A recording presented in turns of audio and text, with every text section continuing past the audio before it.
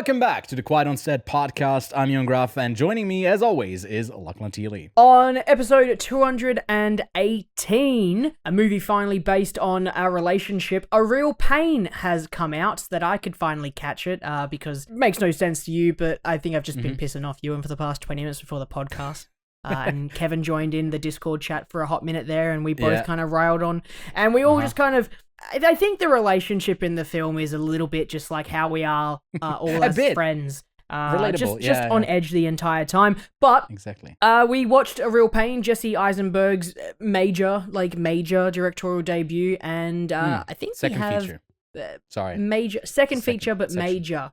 I think the other one was like a sophomore, like soft release. But this is a massive divide because one of us very much likes it, and the other one is a bit on the fence about it, but we'll get into that a little bit later. I watched Mars Express, and I'll be taking that next. I also watched Dahomey, my first film, and lots of other late and underseen 2024 films as we're about to get ready to film our best of 2024 as the Quiet on Set collective. Lachlan rewatched Wicked because that very much is on his top 10. I can already spoil you that. And he still loves it just as much. He also caught up with a friendly British teddy bear in Paddington 2, as we're getting ready to review that third film soon as well. But that's what we've been up to. And this week, the Golden Globes happened. I didn't watch them. Ewan didn't watch them. Fuck them. I don't think anyone fucking watched the Golden Globes. It's the Golden Globes. And it's awards. Who the hell cares? I think we're gonna quickly talk about it, very quickly. Nothing major. If you want to get a bit more of an in-depth look at it, I did cover it on newly moved news section to the live stream. You can find it on our channel already. But again, we didn't really talk about the specific moments, but just the winners overall. But Lachlan, let's get into it. Let's get into the show. Let's get into it. We are professionals. This is a professional podcast. Yes. Breaking Bad and Better Call Saul. Hello there. Which actually, did you get me a hat as well? Yes. So I've got Dooncam. It's just a camera with my Dune steelbook. We missed something last week. First up, you wanted to show me some of your new Blu-rays, some new stuff that you got, and we didn't get around to it. We kind of forgot. Show me. What did you get? You didn't forget. I forgot. And I got some new DVDs, and I think that some of these are super exciting. There's one that I know Kevin's going to be super excited to see me get. Let me start off with the one that I got today, literally today, because I had to get it, and it just came out. Memoir of a Snail. It's already out? Damn. Already out for me over fast. Here. On Blu-ray. Absolutely think it's a fantastic film. Had to spend some extra money just to give every dollar I possibly can to Memoir, because I absolutely adored that film. But this is some stuff that I forgot to show you that I got. The first one, and these are, by the way, these are 2 4Ks and 1 Blu-ray. But the first one is a special steelbook of Taxi Driver. Ooh, is that? It looks kind of shiny in a way, but I guess it's even though this is meant to be a green screen, this is yellow and it's trying to green screen it out. But yeah, yellow is the new green. Yellow is the new green. Taxi Driver, 4K, HDR. Wow, incredible. Wow. Includes 40-minute Taxi Driver Q&A featuring Martin Scorsese, Robert De Niro, Jodie Foster, and many more. From 2016 Tribeca Film Festival. So super duper excited to eventually watch this in the 4K glory that it deserves. Another one, Ewan, is another... Okay, well, hang on. I don't want to show everybody how much money I spent on this one, so I'm just going to pull the ticket off for it really quickly. Is it another 4K? The 4K can cost you a fortune.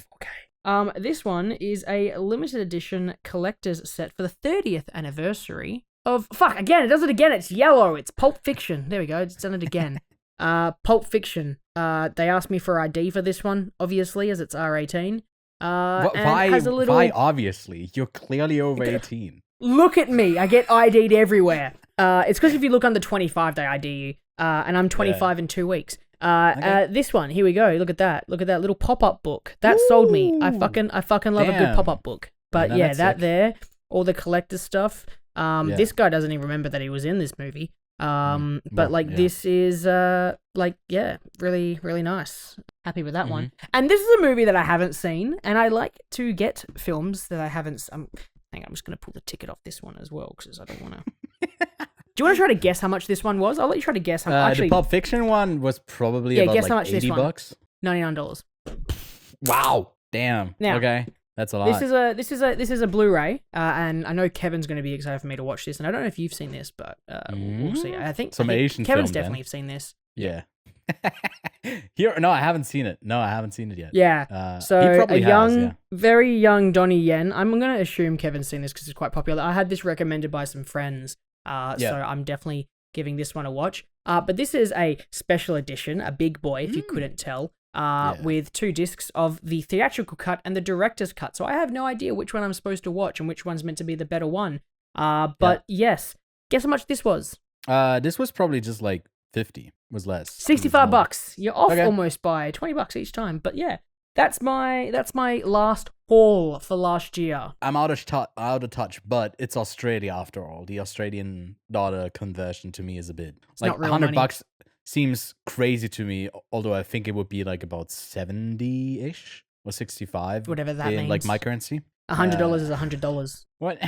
Okay, well, yeah. When you get your paycheck and it's like doesn't get adjusted, but all the other prices go up, then then I'll be mad. So tragic. Not a political podcast. Anyways, do you want to get into our main review, or let's talk about the Globes? I guess at the end. Because I'll be honest, I didn't see much for the Golden Globes, so this is actually a live reaction of me. Mm-hmm. Well, there's one thing that you'll be happy about. Because Sebastian Stan actually won Best Actor in a Comedy or Musical as the, I think, lead for A Different Man. So I saw that one. Which is kind of and exciting. then Emilia Perez sweeped, and Nora didn't get anything. I not sweeped. I wept, so I kind of combined swept and wept because that movie is pretty. Let's have a look. Jeremy Allen White in The Bear, nice. The TV awards were just kind of the same Shogun as they were one. at the Emmys. Yeah, well, it's all of the big boys, isn't it? All of the. Let me. Can someone just make this list easier for me to see? You please? can go This check is it out not- in our VOD of the news, because I did a whole section about, like, in 2 minutes I covered all of the Globes. Okay, should I just go react to that right now? Yeah, to our own video. Yeah, of course. I guess. Okay. I guess. You can... Film The Brutalist. Still haven't seen it. That kind of sucks. Best musical or comedy, Emilia Perez. Okay. Adrian Brody for The Brutalist. I'm Still Here. Hey, that's a popular one for us. Yeah, that was a bit of an Best upset, male yeah. actor, Sebastian Stan. Very good. Demi Moore. Oh, The Substance. That's a good one. Kieran Culkin, A Real Pain. Yeah, I'd totally see that. He's like the biggest lock, I think, for Oscars as well. Zoe Saldana, Emilia Perez, still haven't seen it. Director, The Brutalist, Brady Colbert. Best animated film went to Flow. That's a fun one there. Best non-English. Oh, Emilia Perez is cleaning up with all of this. I have to probably watch this one now. Best screenplay goes to Conclave. I would back that one up. I think clean. That's not a bad one. Yeah. Yeah. Best originals. Challenges. Yeah. Yeah. Trent I'll give it Reznor, that. Atticus Ross. I actually had a conversation today with a friend, Kenny, who does the Redeemables podcast, because we ran into each other, and turns out he was complete opposite with Challenges. He hated the score, right. And I loved the score, and I was like, really, that's an interesting one. No, it's very much in your face. I've rewatched Challenges last night, and like if this you don't is vibe very with important, it's odd because this is going to come back later in terms of opinion on a particular thing. Yes. But yes, Emilia Perez again, cinematic and box office achievement, Wicked. Okay. Mm-hmm. Well, whatever the fuck cinematic and box office achievement means. It's a pointless space. word. They're holding space. Yeah. Okay, very good. I mean, Dune wasn't nominated in there, so that was a bit silly. I won't lie. No.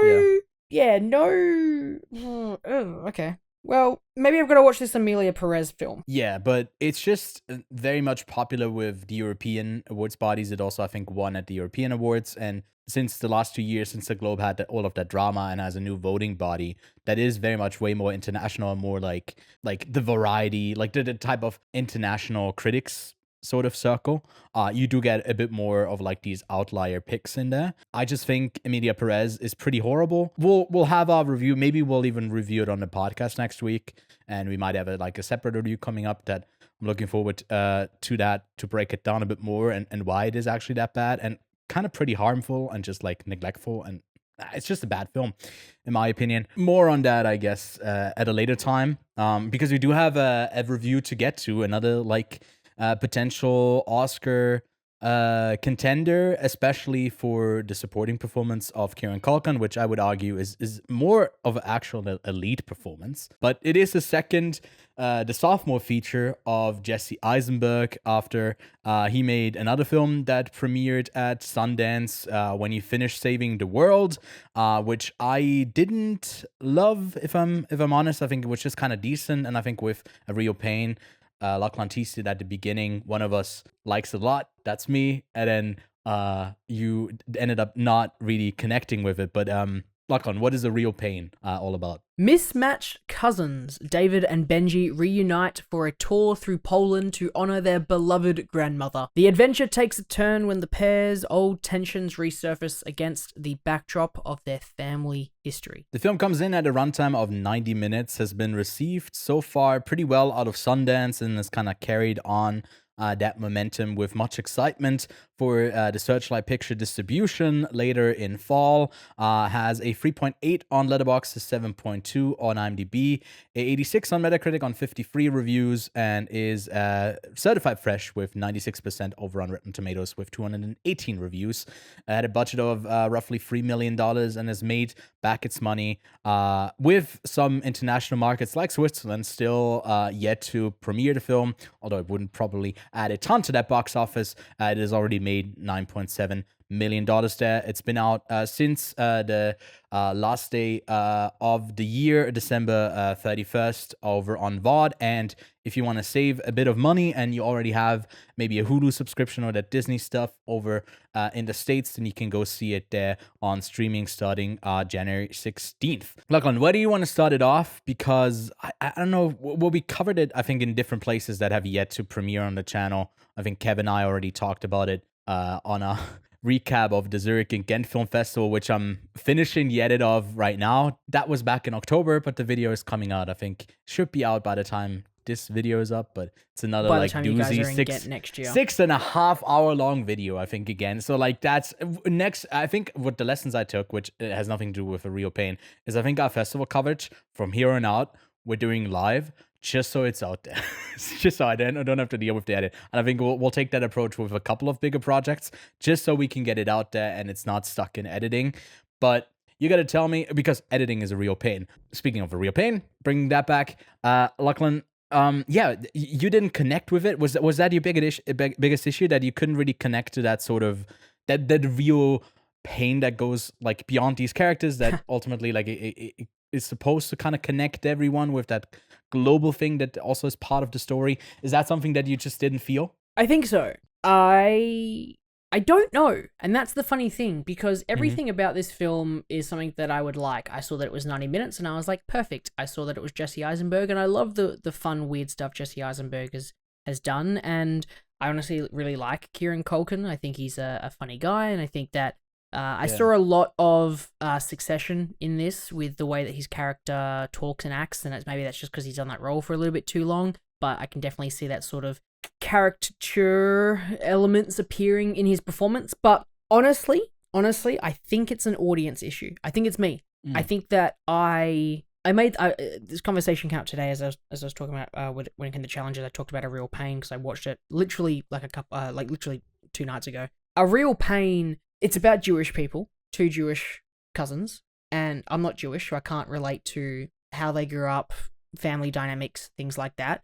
I don't have a cousin that I have this similar relationship with. I've got cousins, these guys are basically brothers. I don't have that relationship with cousins, so I don't have that sort of outer relationship with my greater family that I would similarly to my inner family, so I don't have that relationship. I don't have this historic thing that happened that made my family have to flee their country. I don't relate to the story in any kind of way, and I don't think that's the major problem. I think that's because the reason I say that is there are plenty of narratives that take way more of a bizarre situation, but there is no way I can experience that in my life, right? Like, we're talking sci-fi epics. I can't experience that, but I can experience similar family dynamics. I can experience similar sort of situation that they're put in. But it's not that I don't experience anything that they're put in. I definitely have felt the annoyance of particular people acting out and lashing out, like sometimes Kieran Culkin's Benji does in sort of public environments. So I could kind of relate to that. But I don't know what it was, but I just didn't connect to the film. And it sucked because I actually thought the cinematography was gorgeous. I really, really liked the score. I found the second half of the film more enjoyable, mainly because there was more complex things happening, more, and like the first part of the film seemed like a weird getaway, accidents happening kind of thing, with like them sleeping on the train, yada yada yada. But then we get into real dark territory by the end of the film, and that's where I was more engaged with it. So for me, I think it's me. I think it's just I wasn't, and I talk about this quite a lot in the past. I just wasn't in the right headspace to watch A Real Pain, I guess, which is why I'm sitting on the fence with the narrative, and I'm sitting on the fence with the story, and I'm sitting on the fence with a lot of the thing that is meant to engage you, and that's meant to be the narrative, the story, the characters. I have no problem with Jesse Eisenberg or Kieran Culkin's performance. I really love the small monologue that Eisenberg goes into when he's at the dinner scene. I really enjoyed the little back and forths they have. I really found the film to be quite good on a technical level. I just kind of sat there and I feel like I had to push myself to finish it. And that's the part that really sucks, is that paused it and I walked away for an hour and then I came back to it thinking maybe that's it, but I still just wasn't connecting with it an hour later. And I don't know why. Maybe it's because, when Kieran Culkin's character was in a pretty bad place, and maybe it's just because I'm not in a bad place right now, so I'm okay. I'm hoping that's the reason.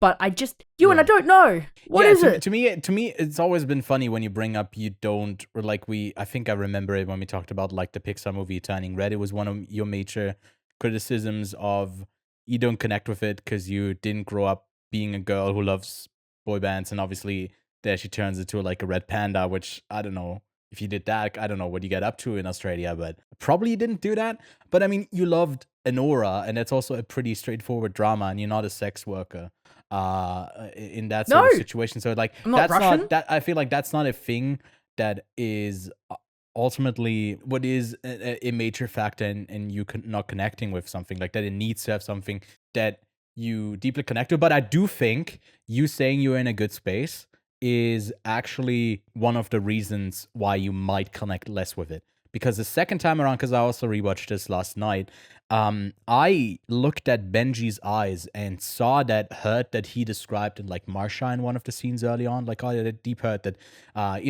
David doesn't pick up on. He sees it. And he has that throughout the entire movie. And I also picked up on a spoiler review here. The opening shot is basically we return to the same thing. And on one side, we got a real pain on the left. And then at the end, we got it on the right. And I think that's such a I think it also emphasizes with the score and the piano and the like soft thing, the soft sounding kind of just like life is just going to like float and continuously happen. And we just kind of have to try and go with it, even though if it takes us to a crescendo and then it goes all the way, like we don't really have that much agency over it. And I just found the relationship between these two who are like somewhat estranged and have that history, I just felt all of it really, really, really deeply in similar-ish ways that I think maybe I'm closer to a person. You said we have a similar dynamic. I think I have a bit of that, like that Benji energy in me, where like I overreact to certain things quite easily, like where stuff makes me tear up quite easily. Not that you are like as awkward as Eisenberg. You're not that at all, but you do have a bit more of that manic energy that you can like you light up the room as soon as you walk into it. You do have that charisma with you. I noticed that like when we were like studying together, but also then when we were in Gun, that's just kind of a quality about you. So it's like the two parts of Benji I feel like are kind of in us. So I thought that you would connect maybe a bit more to that. I agree with your point you made before about a film. You don't have to have elements that you have experienced to relate to it. I don't want to spoil what your double feature pick is, but can I do it really quickly because I want to use it as an example? No, yeah, you can. Yeah, you've got the Zone of Interest. I struggled with the pick, to be honest. With the Zone of Interest, that is set from a perspective of obviously a family living outside of Auschwitz, a German family of the camp leader outside of Auschwitz. And I, again, have never lived in in Europe. I'm not a German family, and I do not live outside of a concentration camp. Yeah. But that film, it does something deeply human, and I can feel that in here. And it is not, and again, it is not a direction issue from Eisenberg at all, because I am in the minority here. This is getting absolute raving scores on Letterboxd, and people are loving it. Did you feel like some of the more earnest moments, because I did feel that the second time around, that he definitely could have that criticism, that it do tend to feel a tiny bit performative? Like, was that yes to you an issue? But I thought that was the theater aspect of it. I thought it was meant to be the dramatic, because like Benji is quite dramatic with all of his movements, right? And I just felt that David was a bit more monologue-y, and I felt that was just because Eisenberg is also the director and he's also the writer, so why not just give himself all of the good juicy monologue-y parts and talk about his beautiful feet? Exactly. So for me, it's I don't think that like I thought this film was solid from a technical standpoint. I really did. Yeah. I don't. Maybe I just gotta rewatch it. Maybe I just gotta watch it again. Maybe you keep hosting. I'm gonna go watch it. It's only 90 minutes. You just host the rest of this. I'll go watch it now. Well, but I think that's what it was.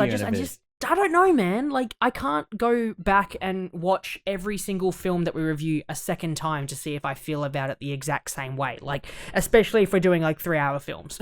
we can definitely disagree about stuff, and you can also like stuff less than I do, and maybe not see the same things in it. Even though I feel them or see them deeply, that doesn't mean that you are like missing something. Like I truly think that is the case. To me, what really stands out is Kieran Culkin's performance, which you said is Succession like. I feel like I would say yes, but there's differences in the way that on that Succession set they had a really tight script that kept changing, and he talks about that quite often since it like has wrapped, that they kept making changes all the way, and then they also shot the whole like scenes and just had cameras there, so he had to be on the whole time, and he had to memorize scripts like pretty fast on like the morning off.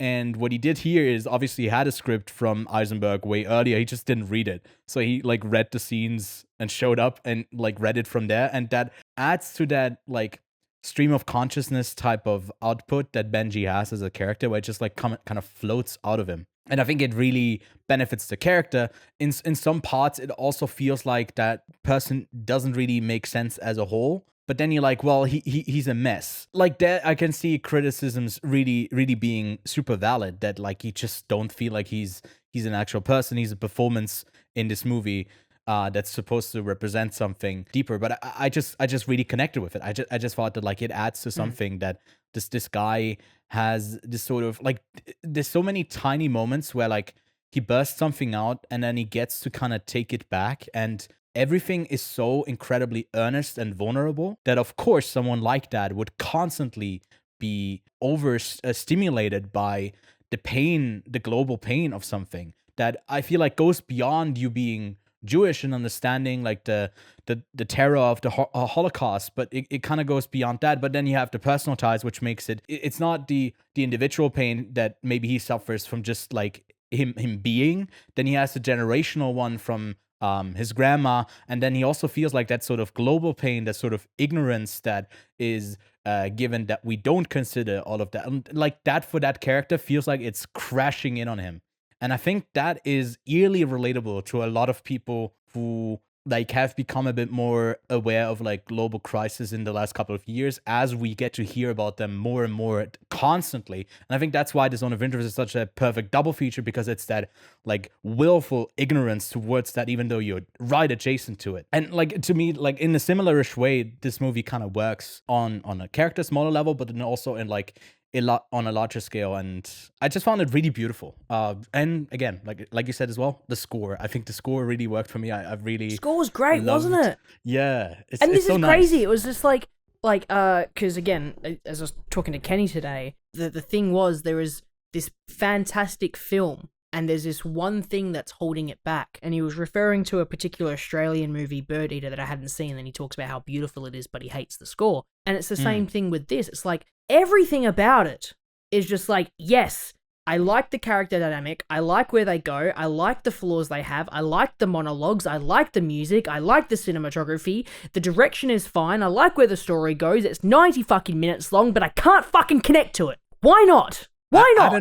I don't know. Maybe it was just the thing that you just watched it when you weren't in that headspace that you connect with it, and you see, or maybe you don't, and I feel like that's fine. It's not. I don't think it's. I even had Subway Surfers up and everything, trying to like watch it whilst playing Subway Surfers to try to stimulate me. And no, I'm kidding. But like, oh man, and it frustrated me because I absolutely adored the moment they went to a concentration camp. Because it just became the silence, just the walks, oh, the gasp man. at the end. Like, there, it was it was really haunting. And it gave me moments of the zone of interest, which is why I think it's a fantastic pick, especially the way the zone of interest ends and the way this scene works. You know, they hold off in one of the rooms, and he's like, what's the James? Is it James? The James, that guide, the guide who goes, it's stained from the chemicals in the gas that was used, and you're just staring at this image and you're like,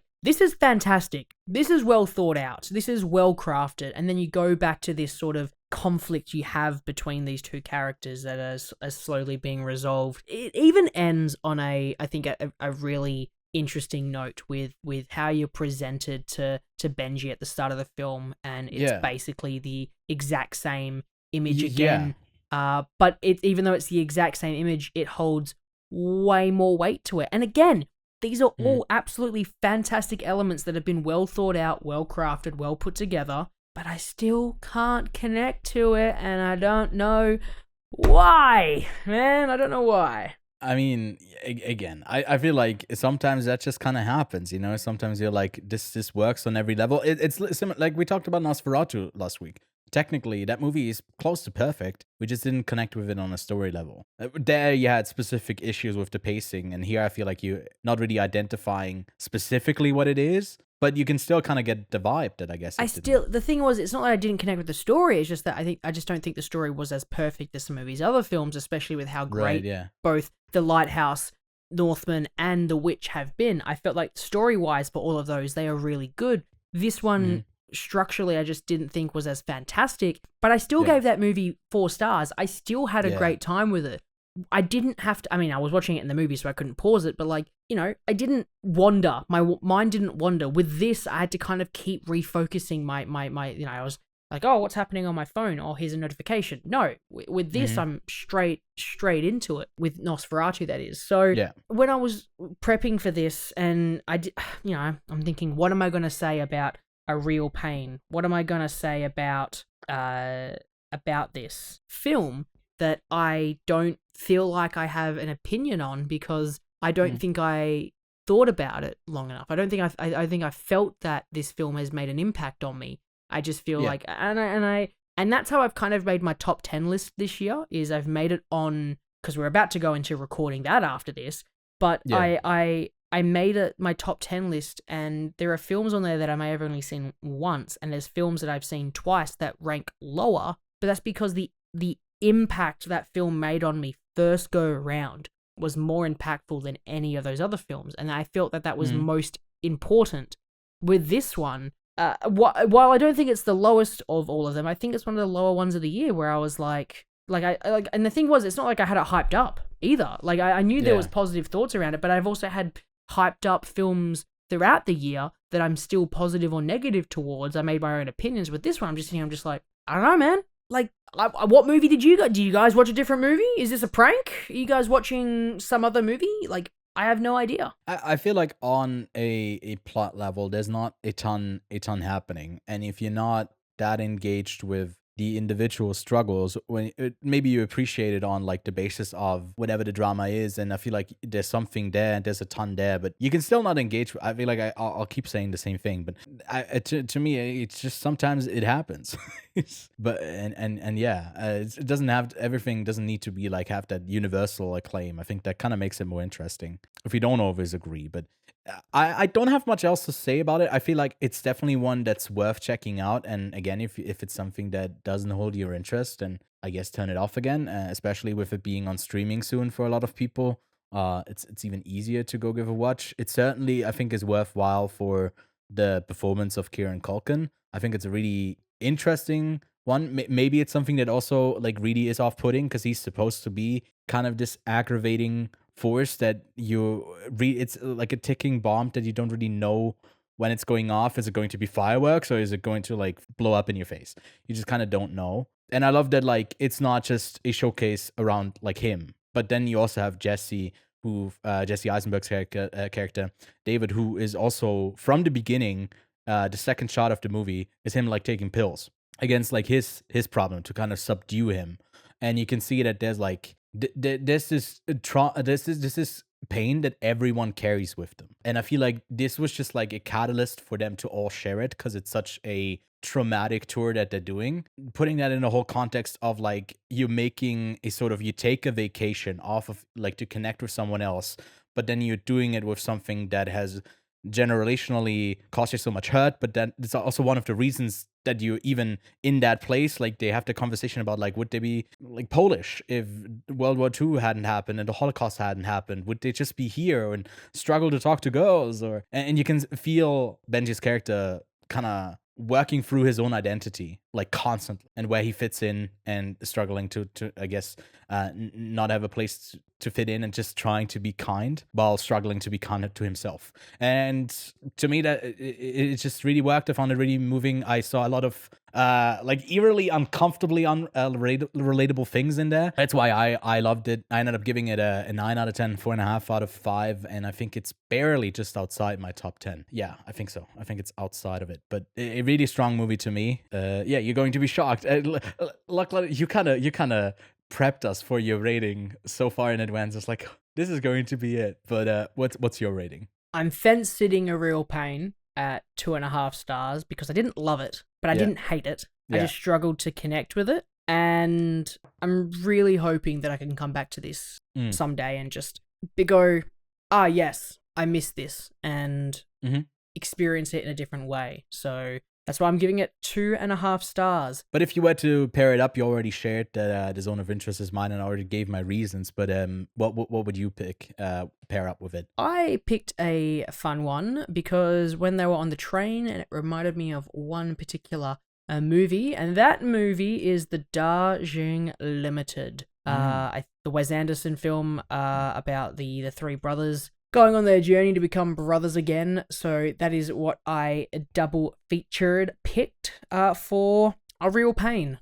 By the way, I also gave the Darjeeling Limited like 3 stars. It's not like I fucking love it way more than the Real Pain. So I just thought it was a very, very good double feature pick. But that's it for our review. Let us know what you think of the film. And while you're done there in the comments or over on Spotify, you can also leave comments, or any other platform that you listen to us too on. That is a horrible sentence, but even though that was horrible, maybe you can leave us a rating on that platform, or if you're on YouTube, subscribe and leave a like, and join our Discord. We keep you up to date with the lists, the companion lists, the news, all of that stuff.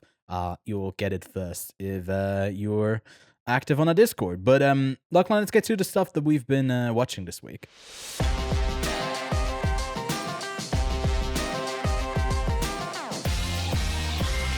And as you can see, I've been busy.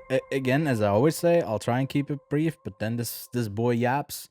You wanna cover our rewatches first? Because I did rewatch, of course, The Real Pain, but I also rewatched challenges because we prepped for our top 10 lists. And I had it just barely like somewhere in there. First, I had it in my top 10, and I was like, is it up there? I just really love the score. Is the story also there? I rewatched it, and I had it outside of it, and was like, it's fine. I know it's going to pop up on some other lists of our team, so that's fine. We'll definitely still mention it. I think it's really strong. I love the energy. It's all still there, and I had a great time rewatching it. It's just that this year, if I'm being honest, there's not like one film that stands tall above them all that should win the best picture and all of the accolades. It's just been about like 20 to 30 films for me, probably about like 15 to 20 for you, that are pretty strong, that I would very much stand behind and champion, but it's hard to like say these are the 10 best of the year. I really struggled more than other years with my top 10 challenges. Still great, even on the rewatch. And then you rewatched something, right? You end up going back to theaters for second time around. I did. It was not to catch up on this to see if I really wanted it within my top 10 list. It was actually because Tanika hadn't seen it.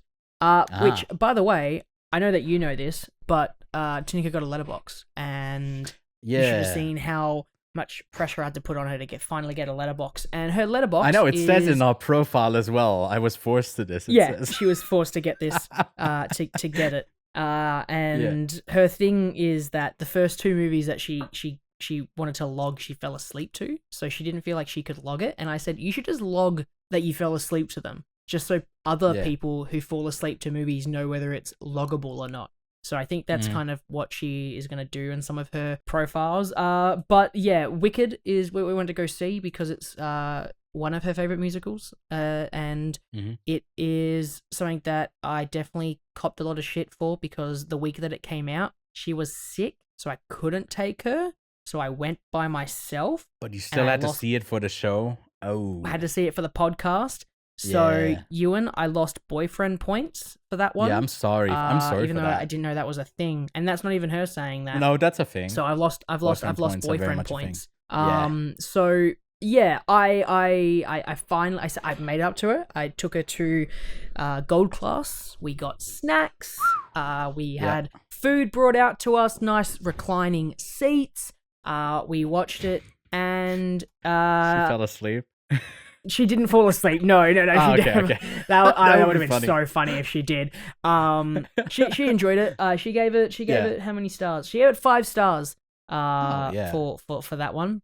So Wicked. Yeah. And a heart too. Oh yeah, and she gave it a heart as well. Yeah. It's the highest rating you can give on Letterboxd. Yes. It's like a 5-star and a heart. Yeah. Okay. So it doesn't really go any higher. So that's great. Glad she enjoyed it, and you Although still she like doesn't know like what to that film do a for lot. her favorite 4 films. She doesn't know what to do for that yet, so she's still working on that one. Well, she's still got time. I think it's only you and me following her. Maybe she has a couple more people that can pressure her into logging more stuff, and that is totally fine. So we can keep watching what she's up to. But you also watched Paddington 2. That must have been a rewatch as well, right? Or have you not? Yeah, I saw it ages ago, but I didn't log it as a rewatch because I kind of forgot half the storylines to Paddington 2 because it's been such a long time since I saw it. Is the third one out in? I think it's out in theaters in Australia, right? The third one. Yeah. It's not out for some reason. It was out in the UK. For some reason, it's already out in Australia. It's not getting a release, I think, in the US for a couple more weeks, and then it takes more than a month for it to arrive here. But I don't know. We might review that one fantastic later. It's like one of the best. It's one of the best prison movies. Want to feel good film ever. Yeah. And I really, really do like it. Yeah, I think Brendan Gleeson is still like my favorite standout for Paddington 2. It's just such an adorable movie. So you don't get a lot of films where you just have a lot of good, you know. I say that because I talk about The Order and how everyone's like morally grey and no one's like a good person, and I really enjoyed it for that fact. And then I'm like, no, even Brendan Gleeson, who seems to be a criminal, can become good, and all of these dirty crooks in prison can be good as long as Paddington Bear is there. So something like that I don't mind watching as well. So either everyone is good or everyone's morally grey. That's the only type of films. Maybe that's why, because both Benji and David were like bad people. They weren't actually good. They were just both bad people. I guess they weren't like super considerate to the others. Constantly late and all that. Nah, that's definitely not it. Still can't figure out why I didn't connect to it. No, because I was like, no, they're not bad people. They're just it's very much the point that they're just people, I guess. That's Paddington 2, which I gave 4.5 stars to. And then I watched Cunk on Life, which is on Netflix, and it's just can we protect Diana Morgan at all cost? She was in Wallace and Gromit as On Your Doorstep, which I think was one of the funniest fucking jokes in that entire film, as the news reporter whose name was On Your Doorstep. She's been playing this Cunk character for ages, and I just absolutely I laugh throughout the entire thing. It's like perfectly my sense of humor. And I just oh man, I literally was cracking it up at sometimes. And I think the ongoing, like, pump up the jam joke is just, like, the best, to the point that, because Tanika and I both watched this, and when it comes on the car, we're just, like, vibing out to it. So, yeah, I gave that 3.5 stars because I think it was absolutely hilarious. And, yeah, that's pretty much everything I watched this week. Did I watch anything else? No, but I did play a game that I want to shout out. It's called Under the Waves. I finally finished that. I don't think you're on it that often, but I logged it on Backlogged. Look at that. Backlogged. Wow, okay. I logged something on there. How crazy is that? Wow. It's called Under the Waves. It's a little indie game, I should say. That is a narrative-driven adventure about an engulfing power of grief. Set in the depths of the North Sea in a techno-futuristic 1970s, professional diver Stan is struggling to overcome a life-changing loss and embrace a new future. The isolating of the deep sea is a fitting manifestation of his state of mind, and as Stan retreats further into his self-imposed solitude, he starts to experience strange events far beneath the waves. Stuck between life and death, Stan will have to make the most significant choice of his existence. I loved it because I played Abzu, whatever it was, like a diving game ages ago. So I really like the cool Cthulhu kind of stuff. And this was just a fun little game. I played it on my Steam Deck mostly, which is games that I'm currently trying to do. And it's a film that I can tick off my backlog because I've made my backlog list, and this is a game that I had on there because it came out 2 years ago, and I was like, I want to play it, and I bought the game. I just never got around to it, but I finally got to it, played it, finished it after like 8 hours. So I've been playing it for like, I don't know, 2-3 weeks at this point, on and off. But I finally like sat down, finished it. I gave it 3.5 stars. Justice for Joe, which you won't understand until you actually play the fucking game. Yeah. But one thing I will say about the game is that it's very indie and the story jumps around too much. So this would have been like a fantastic like 15-hour game if the story was out a little bit. Because they were definitely trying to achieve things that were out of their reach from a budget standpoint, I'm going to assume. But I like what they were shooting for. So yeah, there we go. Backlogged. Shout that out because I'm pressing stuff off my backlog. It's great. You're starting the year off kind of productive and getting all of that done, which... 2025 is my year, man. Yeah, 2025 is the year. I feel the same. It's been a great year so far for me. I hope for you too, I guess. Thanks, getting the things done, all of the backlogged stuff on your games list, on your movie list. We're gonna do so much. I still feel like I do have a couple of things to tick off for 2024. So in preparation for our best of list, there were a couple of films that I wanted to still consider maybe as possibilities to make it into my top 10 or maybe get an honorable mention. I caught up with Between the Temples, which you talked about, I think, 3 weeks ago. The one with Jason Schwartzman, where he's like a grief-stricken cantor in a crisis of faith and finds his world turned upside down. And it just kind of is really out there sometimes in just how characters behave is so odd. I found it quite charming most of the time. I know you gave it like a 3 out of 5. I ended up giving it a 3.5 out of 5. I think the performance from Schwartzman is just really good. I also loved Dolly De Leon as like one of his mothers. Carol Kane was really good in it too. It was just a really sad movie at times as well, because like there's something that this character is missing that he's going through, but also found like a lot of humor in it. That was fun, but like something that actually it deserves. I don't know if it gets an honorable mention in our best of video, but there's an animated French film that I think is on the short list for, or at least is considered for the Oscars from Jérémie Perrine.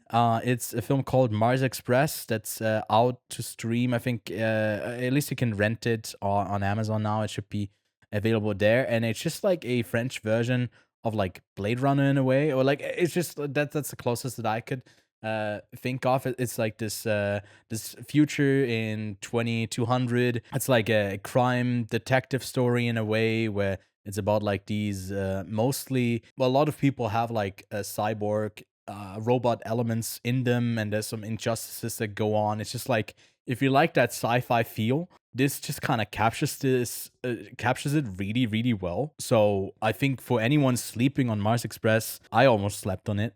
It's definitely worth checking out. Definitely something that I think Lachlan, you would also enjoy. So that's why I'm giving it. Dude, we're about to go and record my fucking top tens. Hey, you had so much stuff on your other list, like you haven't seen a bunch of stuff. So it's like, hey, if it comes out, you watch it later on, you can still say, hey, this would have made it onto my list. You and Kevin took over the 1 week I took off and ended up covering Billy and Molly and Otter story. And I think Kevin was really insisting on me, I think, also catching up with this film. And it's just like the similar things to what you said with A Real Pain. This one just left me really cold. I just didn't really connect with it. I still gave it a 3 out of 5. I just don't think it's like an outstanding documentary. It's just a bit of just yeah, it's fine. Something that stood out to me a bit more, which is also another thing, catching up on some documentary contenders. I think Dahomey is one of the ones that definitely could get into the final 5. It's only 68 minutes long and it's very methodical. Basically, this movie is like 2 halves. First half is about 26 treasures that are given back from France to, I guess, the home, like this kingdom that isn't around anymore. Royal artifacts of Dahomey, a West African kingdom, are like giving back to like present day Benin. Largely speaks French, so there's a lot of that like colonization influence, and it's very methodical in the way that like the first half is just them packing up all of the stuff and then shipping it over. So you spend like time in a box that is just darkness, and you hear this like old voice that's narrating over what is happening and the context of this old like maybe god creature in like that culture, to kind of give you context to that. And then the second half is more of them like debating what it means to get like 26 of their treasures back, if there's some kind of redemption for like, I don't know, walking back the influence of colonialism, and that like it's kind of almost like a spit in the face when they keep like hundreds, if not thousands more of these treasures still in their museums, only giving part of it back. It's like, it's a very political movie in that way, and I found it really, really interesting. It's like very slow. There's not a ton that happens on like a like actual like plot or like whatever like is laid out to you, but really, really interesting documentary. Then there's a couple more international films that I watched. How to Make Millions Before Grandma Dies. It's one of the shortlisted ones from Thailand. It's really emotional, but it's just very formulaic. It maybe gets some tears out of you because it pulls at your heartstrings, but it's about this guy who like starts to take care of his grandma because he sees someone else in his family kind of scheme their way into inheriting some money from someone else who's about to die, and he kind of wants to do the same with his grandma. And then the lessons he learns along the way that he like ends up caring a lot for her. It's like that type of movie, so it's not gonna have any surprises for you in there, but it's still got a ton of heart. And then The Count of Monte Cristo was one of the films that I missed coming out of Gunn this year. It was like a 3-hour long epic of a guy that goes on a tour of vengeance. About like an hour in, he becomes this like Monte Cristo character and enriches himself, and then gets to like plot out how to take revenge and on everyone, but then ends up calling the people around him hurt, and he's like grappling with that a bit, but it just feels really over serious. I kind of laughed at the movie a bunch. I ended up giving it a 2.5 out of 5, but I think it's sitting at a 4.1 on Letterboxd, and I think a ton of French people actually love this. I remember it getting raving reviews coming out of Gunn. I just thought it was just kind of okay. I finished Creature Commandos. That's pretty good. And then 2 more films that were quite interesting. One of them, Kevin made me watch, Drawing Closer. It's one that's streaming over on Netflix.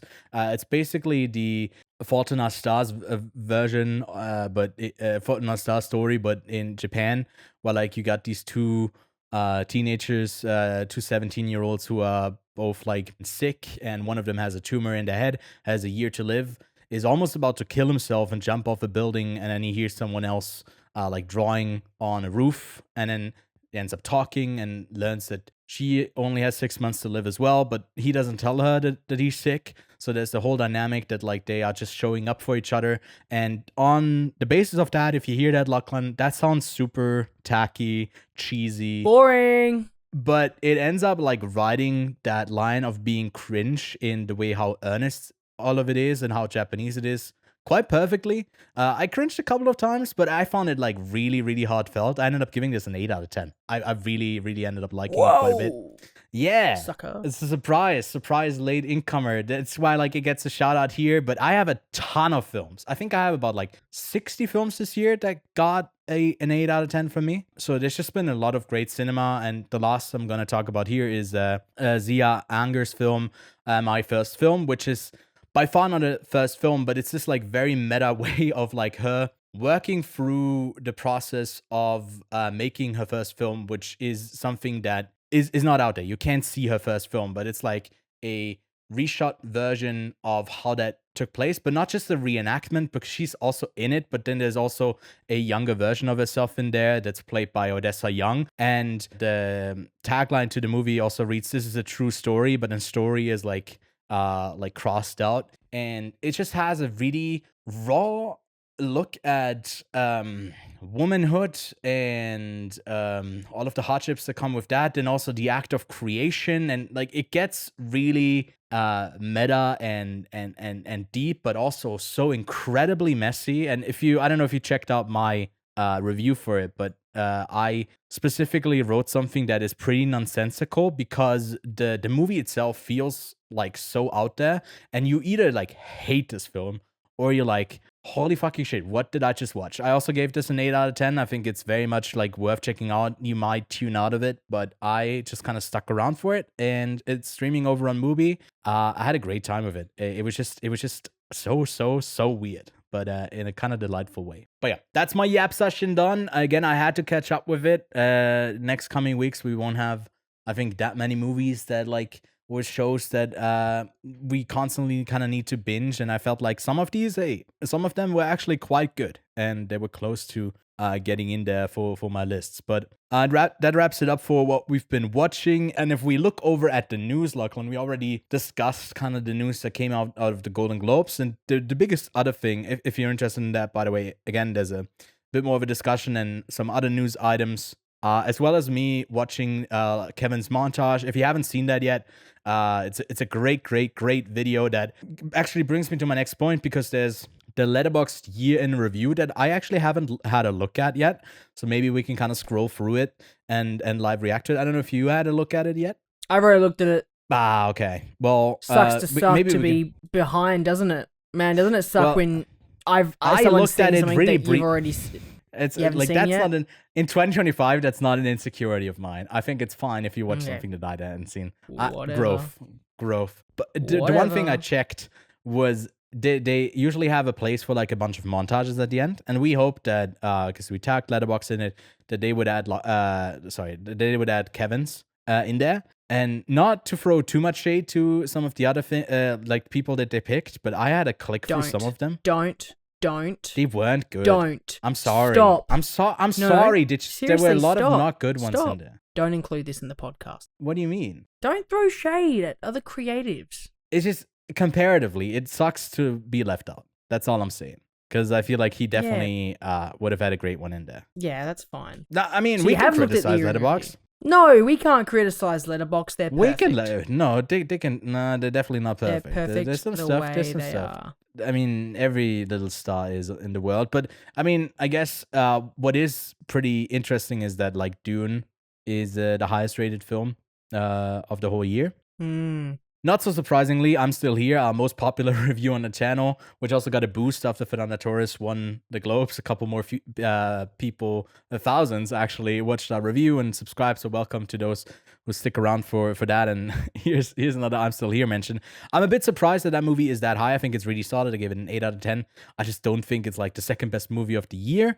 But there's a lot of passion behind it. It's an important story, so I get why that's all the way up here. And in the movie I just talked about, How to Make Millions Before Grandma Dies, obviously there's a lot of passion coming out of Thailand for that one as well, because it's the third highest. And then we got Look Back, Sing Sing, The Wild Robot, Haiku. I think Kevin actually watched that just yesterday to consider it for his top 10. Hundreds of Beavers, I'd love to see that up there. Haven't seen Rap World, The Brutalist, Memoir of a Snail, The Count of Monte Cristo, which I just reviewed. and Maise Hagan or whatever that movie I can't pronounce. Yeah, that's kind of the top 10 over on Letterboxd, and then it gives you a whole breakdown. So if you're a Letterboxd user, you don't even need to be a member who's pro or Patreon. You'll get to see I guess the overview for the different genres. Was there anything, like, because you've already looked through it, was there anything that like stood out to you that was like unique about this year? No, it was all kind of formulaic. I kind of, every time I looked at the next category, I kind of guessed what was going to be up there. With the stuff like the lists, that was probably the most fun part. Just like popular lists, like things that I just maybe haven't come across, was probably the most exciting part about the year in review. I liked all of the 2024 little like things, like the montages. Like I enjoy people putting out that stuff. That was fun. Yeah, it's cool. But yeah, for me, like the fun part was something like the reviews that were like positive or negative, some of the funny ones, like the most liked ones, like just the things I may not have come across. That was probably the best part about year in review for me, that maybe would have been very popular, but I never eventually got to see that particular list or something. Like I never saw this Brat Summer list that has got 447 likes, and it's just a whole bunch of green posters with very like vibey aesthetics to them. So for me, that's a fun list. So yeah, look, I like the year in review thing. I felt the first half of it was a little bit boring. It gets a bit more interesting. The second half, like the stuff that isn't just like listing this is the highest rated stuff from this year, but like the midway to like the directorial debuts and kind of ranking it so far into half of like 4 years into the decade. I can't remember how they did 2023, but I like this. It's similar. I think I think there's a bit more. It's just kind of, I remember there's like, I feel like there's more in here, like more. There's a lot listings. Here. There's a lot this year. There's an actual intermission as well because it's so long. They could totally cut it in half. They could totally like slim it down a little bit if they really wanted to. But I think that this has got a bit of everything for everybody. So I think I really like that. I really like that. It's a lot to check out if you haven't already. I think Letterboxd is a great place, even though I did criticize them not picking us for that montage. That it's just me being a bit petty because I feel like we would have totally deserved it, and a lot of people would actually really, really enjoy. I'm just a bit sad that like not more people are watching that because it's kind of stuck at around like 600 views, and I think that video deserves to be seen just for Kevin's sake by a lot more because he put so much into it, and I think it turned out great. So if you haven't already, definitely go give that a watch. It's clearly is like more of a celebration of this year's movie than like we could do it ever justice with just us yapping about films, which obviously is in its own way doing that. But I think that pretty much wraps it up for the news, unless you there's something else that came across your desk and you wanted to discuss. No, but I can quickly do what I usually do, and I just go to r/movies. Sure. Let's see what Reddit says. This is always my favorite thing to do, is to browse Reddit. Even though it's probably not good for my health, I feel like Reddit probably not. No, is always a great thing. Let's see. 15 hours ago, 28 years later, Danny Boyle confirms he'll return to direct the third film in the upcoming trilogy. That's nice. Oh, the third? Okay. So it confirmed it is after Nia DaCosta, the Bone Temple or whatever it's called. They're doing another one. Okay. Interesting. That's pretty dope.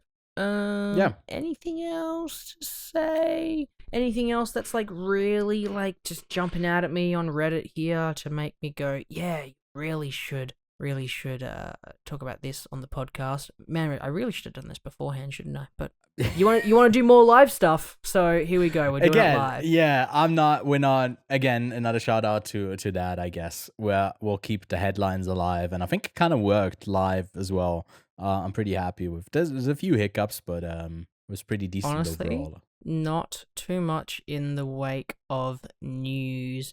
Not gonna lie. Oh, 2025 SAG Award nominations revealed. There we go. That's a big one. Let's just go and quickly see. Outstanding performance is not that much. Adrian Brody, Timothy, Daniel Craig, Coleman Domingo, Ralph Fiennes.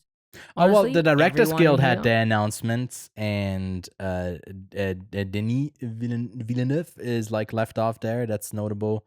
Ramel Ross for Nickel Boys is not in there. And I think we also didn't get two was maybe one of them for Wicked that could have gotten in there, but if yeah. Here's a good one. We'll Here's a recap good it on one. it live stream. Outstanding action performance by a stunt ensemble in a motion picture. Wicked's in the there for Fall some Guy reason. is in that. The Fall Guy is in that. That's a good pick. That is deserved. I'll give that one. That one's a fantastic one. And then other than that, we're getting down to TV shows and stuff. So like, I don't really want to get into the TV show stuff right now because I haven't watched a lot of TV. But yeah, look at that! Wow, SAG Awards, yay! Yeah, yay! And obviously, with the ongoing wildfires that hopefully by the time this video comes out have calmed down a bit, has delayed the output of the Oscar nominations. But obviously, there's no like they're struggling to find to water to like clear out all the fires, and that's just like a hassle. So I hope everyone can stay safe, and the homes also hopefully stay safe in a way that people have refuge to go to. But it's just very scary. And I feel like it's always that case at the start of the year. There's just like some horrendous stuff that ends up happening. It feels almost calculated the way like some of these things just like happen. So Hey. yeah, I hope everyone stays safe. Here's a bit of news, and this is one that I remember seeing, and I remember I made a joke in my head about it. So ready? Here it is, and then we can wrap up the show. This is all. So Sony announces a Helldivers 2 movie. It's called Starship Troopers. It's already been fucking made. Sorry, yeah, I mean it has already been made. I think they announced that a bit ago. I remember hearing that. I don't know if that is that something that they recently also like. I mean, did I just make 3 that up days in my ago? mind? Oh, Well, okay. I have no idea. That's why we got rid of news, because we're so unprepared, obviously. Well, usually they're like over prepared, and we got all the headlines, and I think it's just Yeah, generally. of course. We're over prepared. Yes, I like that. Yeah. We're never under prepared. We're just over prepared, and then we just fuck up. Exactly. It's just us fucking up. But if you want to go to the theaters over prepared, go see The Brutalist maybe, and bring a pee back. Be prepared, but then still piss your pants. That's what I would recommend. But no, there's some new films out in theaters this week. Starting on January 17th, we are getting Wolfman, the latest film from the Australian director Lee Winnell, who is very famous for his role in Saw, but then he's also worked with James Wan on that film. But then he moved on to do like some horror films. His last two, like Upgrade and The Invisible Man, were quite interesting in the way that he kind of uses sci-fi for that, and he's back with Wolfman. We get that 1 week later in Switzerland, but in Australia you can already go see that, and we'll be reviewing that soon. And if you have access to an IMAX screen, it's also in IMAX in select theaters. Then we got September 5 out in theaters, and there's a Fathom Events rescreen out on January 19th for The Goonies. Then Grand Theft Hamlet is out. They're doing like Hamlet in GTA. It looks like a really, really interesting project that hopefully I can get to see soon as well, but it's out in limited release only. And then the aforementioned second highest rated film on Letterboxd, I'm Still Here, is premiering in the States in limited release as well. And then out on VOD through January 13th to the 19th, something that is already out that Kevin just informed me, there's a Hirokazu Koreeda series on Netflix that came out that's called Asura, an adaptation of like a novel from like a Japanese author. I just didn't hear anything about this, and I check like what's releasing all the time for this show. I just never heard about this, which is crazy because Koreeda is one of my favorite filmmakers. So I guess I'm a fake fan, but I'll be watching that. That's already out. And then on Jan 14th, we are getting Queer on VOD, as well as Craven the Hunter, Bloody Axe Wound, and Red Rooms is out over on Shudder. On the 16th, you can go see A Real Pain on Hulu. And on Prime, you can see Jarrell Jerome as the wrestler Anthony Rubbles in Unstoppable. Then XO Kitty Season 2 is out on Netflix. That's a spin-off of All the Boys I Loved Before. The little sister got like a spin-off, and Noah Centineo is like popping up in South Korea because she's like doing I don't know. I don't watch that show, but hey, maybe you do. On Jan 17th, we are getting Jamie Foxx and Cameron Diaz Back in Action over on Netflix. And then over on Max, you can go see A Different Man. And then the second season of Severance premieres over on Apple. And finally, again, in Australia, Wolfman comes out. You can also go see Emilia Perez in theaters. But that one, if you have a VPN, you can already see on the US Netflix. We Live in Time is also out in theaters, but we already reviewed this because there's also a VOD of it out in the States and pretty much worldwide. And then the rescreenings of since the start of the year for Spider-Man continue to happen with Spider-Man 3 out in theaters. Then in Switzerland, you can go see Juror #2, Clint Eastwood's hopefully not even final film, but I think it definitely gets an honorable mention, if not a pick on one of our lists as well. So definitely a very high-rated courtroom drama. Den of Thieves 2, Pantera. Only Kevin caught that one. I think it's currently sitting at like 600 logs on Letterboxd. Not that many people rush out to the theater to see that Gerard Butler sequel, but I think he gave it like a 6 out of 10. So that's his review, I guess, as far as we can go. Pretty decent.